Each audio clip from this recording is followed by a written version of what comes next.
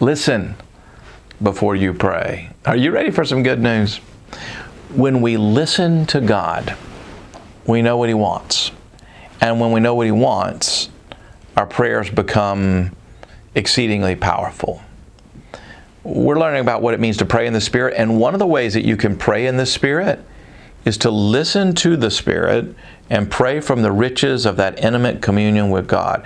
Prayer is not a monologue, it's a dialogue. When my kids were little, they loved for me to read bedtime stories, and every night after reading a few pages from the Chronicles of Narnia or the Hank the Cowdog series, that we believed in diversifying our evening reading, I'd stop and I'd say, well, that's all for tonight. And I'd always stop at a cliffhanger moment in the book. Just like all of a sudden stop. I said, well, we're stopping. And then the kids just desperate to hear a little bit more. It was a game. And though I told them we were done, I secretly wanted to read just a little bit more, and they knew it.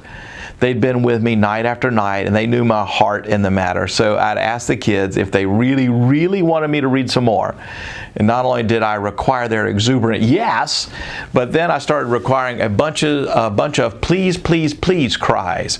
In fact, the silly game developed into a requirement of singing please, please to the tune of Happy Birthday or the Star Spangled Banner. And they just had a great time. And we all knew I was going to read a little bit more. They knew it was in my will. But I really like to hear how much they wanted me to read it. I put them in touch with their yearning that was already connected with where my heart was. It's best to get into a conversation with God, hear His heart, listen to His Spirit. Deep communion and meditation with God is part of how we pray His will.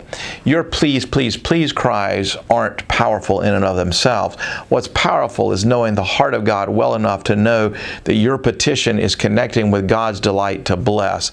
God doesn't need our persistent prayer in order to move on our behalf, but He loves hearing our petitions and has ordained them as the agency through which He changes your life and the world. And that's the gospel.